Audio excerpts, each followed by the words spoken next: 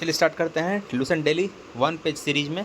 Start करते हैं। बंदा की मृत्यु के बाद सिख कई छोटे छोटे टुकड़ों में बट गए थे। बंदा के मृत्यु के बाद कई सिख जो हैं कई छोटे छोटे टुकड़ों में बट गए थे। बंदा बहादुर के मृत्यु के बाद सब सिख जो है कई छोटे छोटे टुकड़ों में बट गए थे। 1748 में नवाब करपूर सिंह की पहल पर 1748 में नवाब करपूर सिंह की पहल पर सभी सिख टुकड़ियों का दल खालसा में विलय हो गया। यानी कि बंदा बहादुर की मृत्यु के बाद मतलब सिख छोटे छोटे टुकड़े में, बंदा बहादुर की मृत्यु के बाद छोटे छोटे टुकड़े बढ़ गए। 1748 में नवाब करपूर सिंह की पहल पर, यानी कि 1748 में करपूर सिंह ने एक पहल किया और सिख टुकड़ियों का दल खालसा में विलय कर दिया। दल खालसा को जस्सा सिंह अहलुवालिया ने नेतृत्व रखा था। बंदा बहादुर के साथ जस्सा सिंह अहलुवालिया ने संभाल लिया था। दल खालसा को दल जस्सा सिंह अहलुवालिया के नेतृत्व में रखा गया, जिसे बाद में 12 दलों के विभाजित किया गया। जिसे क्या किया गया, 12 दलों में विभाजित किया गया। 12 दलों को क्या कहता है, मिसल कहा जाता है। और मिसल में अरबी भाषा शब्द है जिसका मतलब होता है सम्मान। और रंजीत सिंह का जन्म गुजरावाला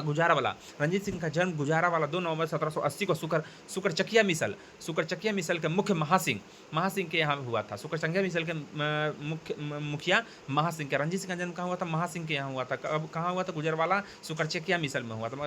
रंजीत सिंह का जन्म सुकरचकिया मिसल के मुखिया महासिंह के यहाँ हुआ था, जन्म हुआ था 1780 में। उसका दादा चिरत सिंह थे, यानी कि रंजीत सिंह का दादा का नाम चिरत सिंह, जो 12 मिसल के सुकरचकिया मिसल के प्रमुख स्थान थे। 1798-99 रंजीत सिंह ने लाहौर का शासक बनाया था। रंजीत सिंह ने लाहौर का शासक बना कब, 1798-1799 में रंजीत सिंह लाहौर का शासक बना। 1809 में चार्ल्स मेटकॉफ और महाराजा रंजीत सिंह के बीच अमृतसर की संधि कब, 1809। अमृतसर की संधि 1809 के बीच महाराजा रंजीत सिंह और चार्ल्स मेटकॉफ के 1809 में अमृतसर की संधि 1809 में चार्ल्स मेटकॉफ और रंजीत सिंह के बीच में हुआ था। और रंजीत सिंह का जन्म 4 सूबों में बटा था। रंजीत सिंह का जन्म 4 सूबों में, एक पेशावर, कश्मीर, मुल्तान, लाहौर। पेशावर, कश्मीर, मुल्तान और लाहौर। रंजीत सिंह का 4 जो शासन एरिया था वो पेशावर था, कश्मीर था, मुल्तान था, लाहौर था। कश्मीर और लाहौर, पेशावर और मुल्तान। चलिए, महाराजा रंजीत सिंह का विदेश मंत्री कौन था, फकीर अजीजुद्दीन। यानी कि महाराजा रंजीत सिंह का विदेश मंत्री कौन था, फकीर अजीजुद्दीन। महाराजा रंजीत सिंह का विदेश मंत्री कौन था, तो फकीर अजीजुद्दीन। एवं वित्त मंत्री दीनानाथ था। महाराजा रंजीत सिंह का विदेश मंत्री कौन था, फकीर अजीजुद्दीन और वित्त मंत्री दीनानाथ। अजीजुद्दीन और दीनानाथ। विदेश मंत्री अजीजुद्दीन। यानी कि महाराजा रंजीत सिंह का जो वित्त मंत्री अलग था और विदेश मंत्री अलग था। वित्त मंत्री दीनानाथ, अब विदेश मंत्री अजीजुद्दीन, अब वित्त मंत्री दीनानाथ। 7 जून 1839 को रंजीत सिंह की मृत्यु हो गया। अब प्रथम एंग्लो सिख युद्ध 1845 से 1846 और द्वितीय एंग्लो सिख 1849 में हुआ था। द्वितीय एंग्लो सिख युद्ध 1849 में हुआ था। प्रथम से एंग्लो सिख युद्ध 1845 से 1846 और द्वितीय एंग्लो सिख युद्ध 1849 में हुआ था। और लाहौर की संधि कब हुआ था, 1846 में। लाहौर की संधि 1846 में हुआ था और भैरवल की संधि 1846 में। लेकिन लाहौर की संधि पहले हुआ था और भैरवल की संधि बाद में होता है। लाहौर की संधि 9 मार्च 1846 और भैरवल की संधि 22 दिसंबर 1846। इस संधि के तहत राजा दिलीप सिंह ने संरक्षण हेतु अंग्रेजी सेना का प्रवास पंजाब में मान लिया गया था। यानी कि भैरवल संधि के तहत 1846 में 22 दिसंबर 1846 में क्या हुआ कि इस संधि के तहत राजा दिलीप सिंह के संरक्षण हेतु अंग्रेजी सेना का प्रवास पंजाब में मान लिया गया। 20 अगस्त 1847 को महारानी जिंदा को राजा दिलीप सिंह से अलग कर 48,000 वार्षिक पेंशन देकर शेखपुरा भेज दिया गया। 48,000 वार्षिक पेंशन देकर शेखपुरा भेज दिया गया।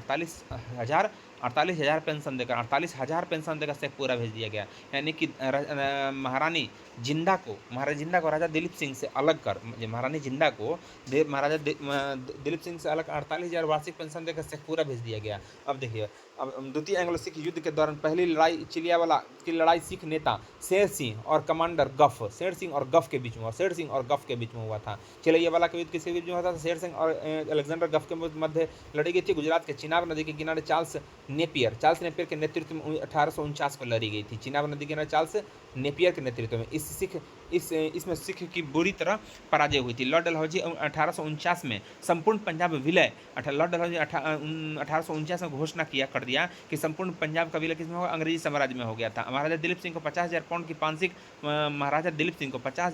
पाउंड की वार्षिक पेंशन दे दी गई और उसे शिक्षा प्राप्त करने के लिए इंग्लैंड भेज दिया गया। और सिख राज्य का प्रसिद्ध हीरा कोहिनूर महारानी विक्टोरिया को भेज दिया गया। सिख साम्राज्य का प्रसिद्ध कोहिनूर हीरा महारानी विक्टोरिया को भेज दिया गया। 1873 का सिंह सभा आंदोलन 1873 में सिंह सभा आंदोलन 1873 में अमृतसर में शुरू हुआ था। कहाँ हुआ था? सिंह सभा आंदोलन कहाँ शुरू हुआ था? अमृतसर में हुआ था, जिसका मुख्य उद्देश्य सिख धर्म में व्यापक अंधविश्वास और जातीय भेदभाव और गैर सिख आचरणों को दूर करना और सिख धर्म को खोई हुई प्रतिष्ठा को पुनः प्राप्त करना था। क्या होता? 1873 का सिंह सभा आंदोलन में हुआ था, 1873 में हुआ था, जो कि अमृतसर में हुआ था। इसका मुख्य उद्देश्य यह था कि अंधविश्वास यानी कि व्यापक अंधविश्वास, अजातीय भेदभाव और गैर सिख आचरणों को दूर करना और सिख धर्म में खोदी प्रतिष्ठा को पुनः प्राप्त करना। 1879 में लाहौर में भी सिंह सभा का स्थापना हुआ। 1879 में भी लाहौर में सिंह सभा का स्थापना। कूका आंदोलन यानी कि भगत जवाहर मल, जिसे सियान साहब के भी कहा जाता है। सियान साहब किसको कहा जाता है? सियान साहब। तो भगत जवाहर मल को सियान साहब, भगत जवाहर मल को सियान साहब, भगत जवाहर मल को। और कूका आंदोलन के मुख्य प्रवर्तक नेता कौन था? तब भगत जवाहर मल थे। लगभग 1840 से पंजाब का पश्चिम भाग में कूका आंदोलन की शुरुआत हुई थी। कूका आंदोलन के पंजाब में कब शुरू था? 1840 में। यह आंदोलन मूलतः सिख धर्म को शुद्ध करने, इससे बुराइयों को दूर करने के लिए किया गया था, और लेकिन बाद में इसे राजनीतिक विद्रोह को बदल दिया गया और उद्देश्य अंग्रेजों को भारत में बाहर निकालना था। और भगत जवाहर मल ने अपने शिष्य बालक सिंह के साथ मिलकर इस आंदोलन को संगठित किया। यानी कि इस आंदोलन को संगठित किया। मुख्यालय हजारा, अब पाकिस्तान में। हजारा कहाँ है? पाकिस्तान में। इसका मुख्यालय कहाँ था?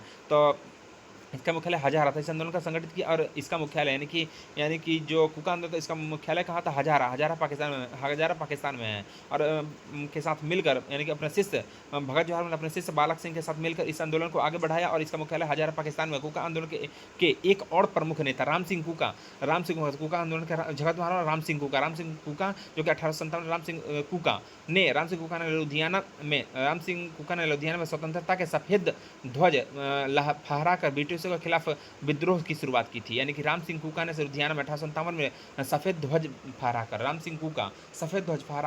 ब्रिटिश के खिलाफ विद्रोह की शुरुआत की थी। 1872 में कूका करताओं ने मलेरकोटला और मालोद पर हमला किया। किस पर हमला किया? 1872 में कूका कार्यकर्ताओं ने मलेरकोटला और मालोद पर हमला किया, जिसके बाद ब्रिटिश सरकार ने कड़ी कार्रवाई की और राम सिंह को आजीवन कारावास की सजा सुनाई गई और उन्हें रंगून मांडले जेल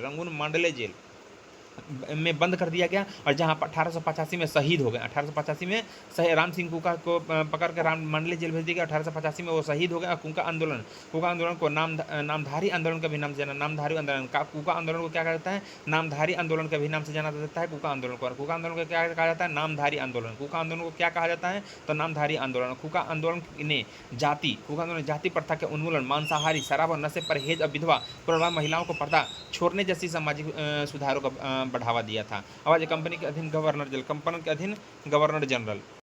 चलिए अब हम लोग पढ़ते हैं कंपनी के अधीन गवर्नर जनरल। सबसे पहले हमारा बंगाल के गवर्नर के अधीन आता है सबसे पहले रॉबर्ट क्लाइव। 1757 से इनका दो काल था। रॉबर्ट क्लाइव हमारा जब शुरू हुआ था, यानी कि 1757 से 1760 और 1765 से 67, 57 से 60, 65 से 67, 57 से 60, 65 से 67 इसने बंगाल की द्वैध शासन की व्यवस्था की। यानी कि बंगाल में द्वैध शासन की व्यवस्था किसने किया था? Robert Clive. बंगाल में द्वैध शासन की व्यवस्था किसने किया था? Robert Clive. जिसके तहत राजस्व वसूलने, यानी कि द्वैध शासन के तहत राजस्व वसूलने, असैनिक संरक्षण, विदेशी मामले कंपनी के अधीन था, और जबकि शासन चलाने की जिम्मेदारी नवाब के हाथों में दे दी गई थी। इसने मुगल सम्राट शाह आलम द्वितीय को इलाहाबाद की संधि 1765 के अधीन संरक्षण में ले लिया गया था। यानी कि संरक्षण में ले लिया गया। इस संधि के जरिए इसने मुगल सम्राट शाह आलम द्वितीय को इलाहाबाद की संधि के द्वारा अपने संरक्षण में 1765 यानी कि इलाहाबाद की संधि में संरक्षण में ले ली। इस संधि के तहत ईस्ट इंडिया कंपनी के देश की राजनीतिक और संवैधानिक व्यवस्था को दखल देने का अवसर मिल गया है। यानी कि इस संधि के तहत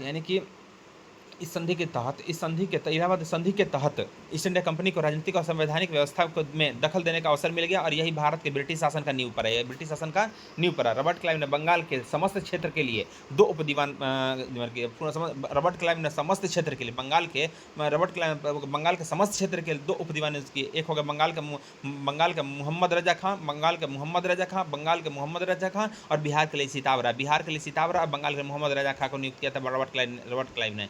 रॉबर्ट क्लाइव ने जेम्स रेनेल के हिंदुस्तान का मानचित्र तैयार करने के लिए कहा था। रॉबर्ट क्लाइव ने जेम्स रेनेल को यानी कि रॉबर्ट क्लाइव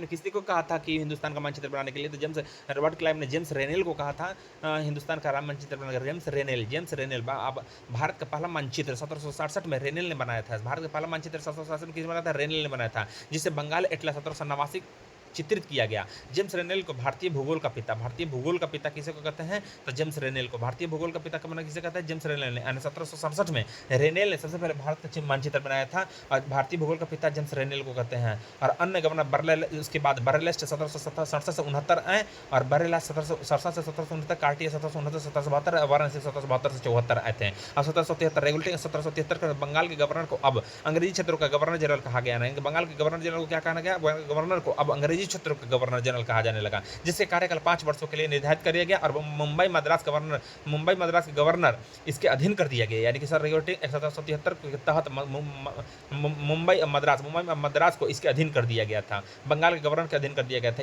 इस प्रकार बंगाल में कंपनी के अधीन प्रथम governor general Warren Hastings 1700 company के अधीन प्रथम गवर्नर जनरल कौन थे, वारन से 1774 से 1785 हुआ और वारन हेस्टिंग्स 1785 में कंपनी के एक कलर के रूप में कलकत्ता आया था। 1750 में कंपनी के कलर के रूप में वारन हेस्टिंग्स अपने कार्यकुशलता के कारण कासिम बाजार का अध्यक्ष बन गया और बंगाल का गवर्नर और कंपनी का गवर्नर जनरल बना। और इसके बाद आता वारन हेस्टिंग्स 1774 से 1785 वारन हेस्टिंग्स।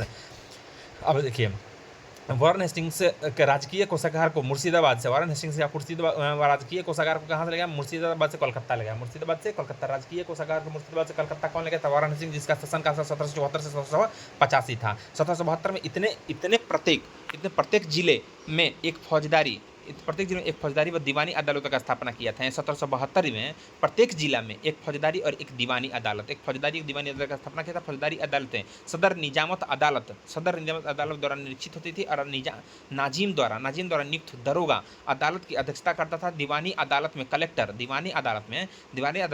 मुख्य न्यायाधीश होता था। दीवानी अदालत में कलेक्टर मुख्य न्यायाधीश होता था और जिला फौजदारी अदालत एक भारतीय अधिकार के अधीन होता था।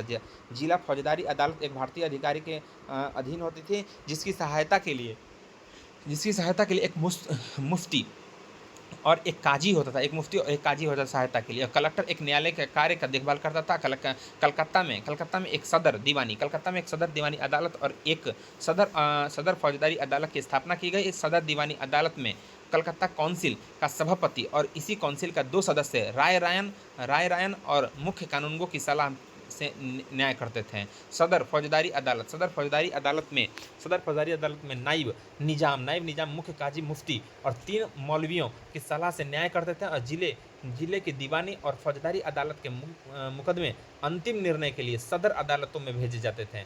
दीवानी मुकदमे में जातीय कानून अर्थात हिंदुओं के संबंध में हिंदू कानून और मुसलमानों के लिए मुसलमान कानून लागू किया जाता था और फौजदारी मुकदमे में मुस्लिम कानून लागू किया जाता था। अब चलिए इसके आगे पेज नंबर पढ़ेंगे, कल पढ़ेंगे। तब तक के लिए थैंक यू।